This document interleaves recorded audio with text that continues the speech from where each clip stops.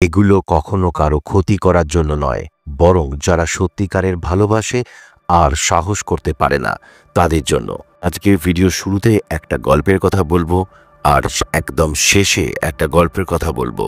দুটো গল্পই কিন্তু ডার্ক সাইকোলজির সঙ্গে যুক্ত। শুনে দেখো, তোমাদেরই উপকার হবে। আর কেমন লাগলো অবশ্যই জানাবে। আমি তোমাদের সাইকোলজিস্ট বন্ধু নীল। কেমন লাগলো গল্পটা অবশ্যই কমেন্ট করে জানিও। প্রেম যদি চোখে চোখ রেখে হয়, তবে মনের খেলা যে লুকিয়ে চলে সেটা বোঝার মতো মন কজনের আছে? আজ বলবো এমন একটি গল্প যেখানে ডার্ক সাইকোলজির খেলা প্রেমের রঙে মিশে গিয়েছে। যাকে তুমি দিনরাত ভাবো, তাকে নিজের অজান্তেই কিভাবে নিজের প্রেমে পাগল করবে, সেটাই দেখব আজকের এই গল্পে। অজান্তে প্রেম। কলেজের ফার্স্ট ইয়ার। ছেলেটার নাম রুদ্র আর মেয়েটার নাম মেঘলা। মেঘলা পুরো কলেজের ক্রাশ, অথচ রুদ্রের দিকে কখনো ভালোভাবে তাকায়নি। রুদ্র ভিতরে ভিতরে পাগল, কিন্তু সরাসরি গিয়ে প্রপোজ করার সাহস নেই। একদিন রুদ্র একটা মনস্তত্ত্বের বই পড়ে, মানে সাইকোলজি বুক, ডার্ক সাইকোলজি। আর সেখান থেকে শুরু হলো মন জয় করার খেলা। কিভাবে আকৃষ্ট করবে ডার্ক সাইকোলজি দিয়ে? 1. Limited availability. রুদ্র ইচ্ছা করে মেঘলার কাছে খুব কম যেত, দূর থেকে দেখত, কিন্তু বেশি আগ্রহ দেখাতো না। মানুষ সবসময় যেটা কাছে আসতে চায় কিন্তু পায় না, সেটার পিছনে আরও দৌড়ায়। 2. রুদ্র কখনো নিজের সব কিছু জানাতো না। যা যা বলার কথা সেটা ইচ্ছে করে গোপন রাখত। মনের মধ্যে একটা কৌতূহল তৈরি করলো। মেঘলার মনে প্রশ্ন, এই ছেলেটা কে?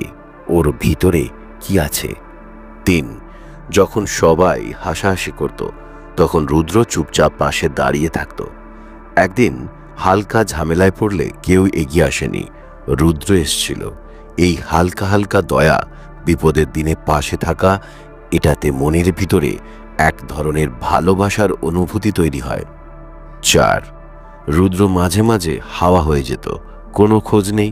ফলে মেঘলার মনে প্রশ্ন, ও কই, কোথায় গেল? মস্তিষ্কের ডোপামিন তখনই কাজ করে যখন কারো অভাব টের পাওয়া যায়। 5. রুদ্র ইচ্ছে করে এমন একটা গান শোনাতো বা এক জায়গায় দেখা করত যেটা একবার হলে আর ভোলা যায় না। পরের বার সেই গান বা সেই জায়গায় গেলেই মস্তিষ্ক স্বয়ংক্রিয়ভাবে রুদ্রকে মনে করিয়ে দিত। 6. রুদ্র অন্য মেয়েদের সাথে মাঝে মাঝে হাসাহাসি করত। মেঘলা দেখলে ভিতরে হালকা জ্বলত, কিন্তু সেটা সরাসরি কিছু বলতো না। এভাবেই একটু একটু করে জেলেসি বাড়াতো। আর জেলেসি মানে ইমোশনাল অ্যাটাচমেন্টের প্রথম ধাপ। 7. একদিন হালকা আড্ডায় রুদ্র নিজের একটা দুঃখের কথা বলল। মা নেই, ছোটবেলা থেকেই একা। এই ধরনের ভালনারেবিলিটি মনের গভীরে তীব্র একটা সম্পর্ক তৈরি করে। 8. রুদ্র মেঘলার কথা বলার স্টাইল, চালচলন, পছন্দের জিনিস গোপনে লক্ষ্য করত, তারপর ইচ্ছে করে ওই রকম ব্যবহার করত। মানুষ অবচেতনে নিজের মতো মানুষকে ভালোবাসে। 9. কমপ্লিমেন্ট করো, কিন্তু সরাসরি নয়। তোমার ওই হাসিটা না একটা রহস্যের মতো। এইরকম অল্প হালকা কথায় প্রত্যেকবার মনের ভিতরে একটা অদ্ভুত অনুভূতি তৈরি হতো। 10. একদিন খুব খেয়াল করো, পরের দিন দেখেও দেখো না। এই ধাক্কা টানাটানি একদম মস্তিষ্কের ডোপামাইন রোলার কোস্টার তৈরি করে। কয়েক মাস পর মেঘলা একদিন নিজেই বলল, তুই না থাকলে ভালো লাগে না রে, তোকে না জানি কখন যে মনের মধ্যে নিয়ে ফেলেছি। আর তখনই রুদ্র মুচকি হেসে বলেছিল, প্রেম তো অজান্তেই হয়, ঠিক যেমন আমি তোকেও বলিনি, তবুও তোকে ভালোবেসে ফেলেছিলাম। এখানে কিন্তু কেউ কাউকে ঠকায়নি, শুধু মানুষের মনের গোপন রহস্যগুলো ব্যবহার করে মন জয় করার খেলা। এটা খারাপ নয় যদি প্রেমটা সত্যি হয়, কারণ প্রেম শুধু মুখে নয়, মনেও খেলা করে। আর সেই খেলার নিয়ম জানলে মনের মানুষটাকে নিজের করে নিতে সময় লাগে না।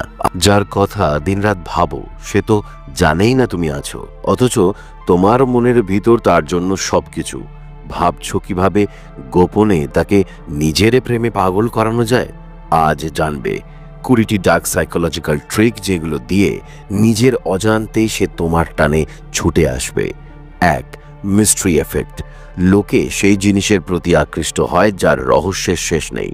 সব কিছু একেবারেই বলে দিও না, নিজেকে ধোঁয়াশার মধ্যে রাখো। 2. Scarcity principal. যেটা কম পাওয়া যায় তার দাম বাড়ে।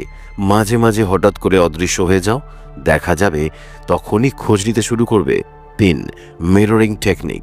ওর কথা বলার ভঙ্গি, হাত নাড়ানো, এগুলো অনায়াসে আয়ত্ত করে ওর সামনেই সেইভাবে বিহেভ করো। মস্তিষ্ক বলে এই তো আপনজন। 4. Controlled attention withdrawal. প্রথমে একটু বাড়তি গুরুত্ব দাও, তারপর হঠাৎ কমিয়ে দাও। মানুষ যত অবহেলা পায় ততই বেশি আকৃষ্ট হয়। 5. মৃদু হাসি দিয়ে কিছু সেকেন্ড চোখে চোখ রেখে তাকাও। মস্তিষ্কে অক্সিটোসিন হরমোন বাড়ে, যা বন্ডিং তৈরি করে। 6. Name usage trick. বারবার নাম ধরে ডাকো, নাম শুনলে মস্তিষ্ক আলাদা ইম্পর্টেন্স দিয়ে ফেলে। 7. Confident silence. সব কথায় কথা বলো না, মাঝে মাঝে একদম চুপ থেকো, মানুষ ভাববে ওকে বুঝে ফেললো আমার কথা। 8. Shared secret game. একটা মজার ছোট্ট গোপন কথা শেয়ার করো, এতে সাইকোলজিক্যাল বন্ডিং তৈরি হয়। 9. সারাক্ষণ প্রেডিক্টেবল হলে কেউ আকৃষ্ট হয় না, কখনো মিষ্টি কখনো ঠান্ডা, এইভাবে মিশে থাকো। 10. হালকা করে হাত ছোঁয়া বা কাঁধে হাত রাখা, এটা সহজেই বন্ডিং বাড়িয়ে দেয়, একে স্মল টাচ স্ট্র্যাটেজি বলে। 11. Compliment the unnoticed. যে ব্যাপারে ওকে কেউ বলেনি সেটা নিয়ে প্রশংসা করো, মানসিকভাবে জায়গা করে নেবে। 12. Create an inside joke. তোমাদের দুজনের ভিতরে থাকা মজার ঘটনা তৈরি করো, ও শুধু তোমার সঙ্গেই তার রিলেট করবে। 13. Time dilation effect. তোমার প্রেজেন্সে সময়টা যেন দ্রুত চলে যায় এমন কিছু করো, মানুষ তখন সেই ভাইব বারবার চাইবে। 14. Reverse psychology. যেটা তুমি চাও সেটা করতে নিষেধ করো, অধিকাংশ সময় মানুষ ঠিক সেটাই করতে যায়। 15. Emotional push-pull. একদিন খুব কাছাকাছি, পরের দিন দূরত্ব, এতে মানুষ খুব সহজে ইমোশনাল হুকে জড়িয়ে পড়ে। 16. Act like you are wanted by others. বাকিরা তোমার প্রশংসা করছে বা পছন্দ করছে, এটা সাটলি বোঝাও, তখন কিউরিওসিটি বাড়বে। 17. Ask for help technique.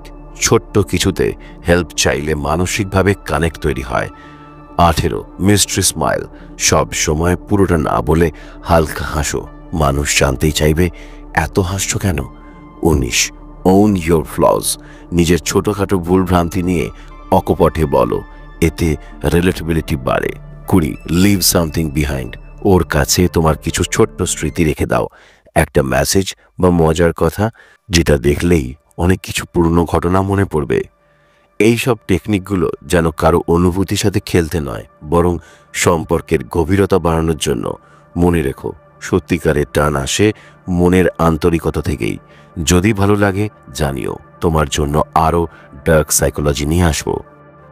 নৈশব্দের শহর। সন্ধে 7টা, রিমঝিম বৃষ্টি পড়ছে। হিমালয়ের ঢালে এক ছোট্ট কফি শপ। শুভ্র চুপচাপ একটা কোণে বসে, সামনে ল্যাপটপ, চোখের কোণে জল।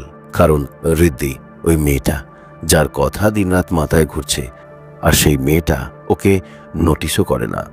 শুভ্রর মাথার ভিতর তখন চলছিল এক অদ্ভুত খেলা, ডার্ক সাইকোলজি থিওরি, যেটাও একদিন দেখেছিল সাইকোলজির ইউটিউব চ্যানেলে। মানুষকে প্রেমে ফেলাতে হলে তার অ্যাটেনশন ও ইমোশন একসাথে দখল করো।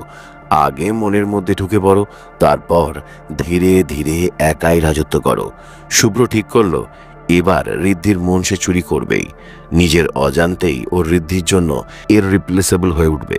ঋদ্ধিকে আর আগে যেরকম ভাবে মেসেজ করতো সেভাবে করবে না। হঠাৎ অদৃশ্য হয়ে গেল। একদিন হঠাৎ স্টোরিতে একটা ছবি পোস্ট করলো, life is too short to beg for attention. ঋদ্ধির মনের হালকা কাঁটা বিঁধল। কেন হঠাৎ এমন? এই ছোট্ট অভাব জিনিসটা মানুষকে হঠাৎ একটা মিসিং ফিলিং দেয়, শুভ্র জানত। 2. কিছুদিন পর হঠাৎ একটা মুভি রিভিউ লিখল শুভ্র। কখনো ভেবেছ যাকে তুমি পাত্তাই দাও না সে তোমার জন্য রাত জেগে প্লেলিস্ট বানায়? মানুষের মনটাও অদ্ভুত, কারো ভালোবাসা বুঝতেই পারে না যখন সেটা থাকে, চলে গেলে খুঁজে মরো। ঋদ্ধির মনের মধ্যে দাগ কাটলো। কে যেন ওকে কথাগুলো বলছে। কৌতূহলটা বাড়তে লাগলো। সেদিন রাতে ঋদ্ধির স্টোরিতে একটা গান ইচ্ছেগুলো কথা বলতে চায়। শুভ্র সেই গানটা শেয়ার করে লিখল, আমারও। এটা হলো মিরর এফেক্ট। মানুষ যাদের নিজেদের মতো ভাবে তাদের অজান্তেই আপন করে নেয়। শুভ্র আস্তে আস্তে ঋদ্ধির মনের আয়নায় নিজের প্রতিচ্ছবি বসিয়ে দিচ্ছিল। একদিন রাত 2টোর সময় শুভ্র একটা স্টোরি, ভালো থাকার ভানটা বড় কঠিন। ঋদ্ধি রিপ্লাই করলো, কি হয়েছে? অমনি শুভ্র মিষ্টি করে লিখল, সবাই দূরে সরে যাচ্ছে, কেউ থাকলে বলো তো কেমন হতো। এবার ঋদ্ধি প্রোটেক্টিভ ইমোশনে ঢুকে পড়ল। মেয়েরা এমন কাউকে আপন করে নেয় যার সামনে সে নিজেকে দরকারি ভাবতে পারে। শুভ্র সেই সুযোগটাই নিল। শেষের 3-4 দিন শুভ্র একেবারে উধাও। কোনো পোস্ট নেই, কোনো রেসপন্স নেই। ঋদ্ধি ঘাবড়ে গেল। নিজের অজান্তেই ভাবতে শুরু করলো, আরে ও কোথায় গেল? মানুষ যা হারাতে বসে তার দাম তখনই বোঝে। এটাই ডার্ক সাইকোলজির ইমোশনাল স্কেয়ারসিটি ট্রিগার। ঋদ্ধি একদিন নিজে থেকে শুভ্রকে মেসেজ করলো, হ্যাঁ রে, তুই ঠিক আছিস তো? শুভ্র হাসলো, নিজের মনের ভিতর বলল, গেম ওভার। বন্ধুরা, এই গল্পটা শুধু কিন্তু গল্প নয়, এর ভিতরে লুকিয়ে আছে মানুষের মনের খেলা। মনকে আকর্ষণ করতে হলে বারবার প্রেজেন্স নয়, অ্যাবসেন্সও দরকার। দরকার নিজেকে মাঝে মাঝে মিস্ট্রি করে তোলা, আর দরকার মনের আয়নায় নিজের মতো কাউকে দেখানোর খেলাটা। তবে হ্যাঁ, এটা পজিটিভ ইচ্ছের জন্য ভালো, কিন্তু মনের খেলায় কখনো কারোর অনুভূতির সঙ্গে অন্যায় করো না। কারণ ডার্ক সাইকোলজি যতই মজার হোক, প্রেমের খেলায় সততা না থাকলে শেষমেশ দুজনেই হারে।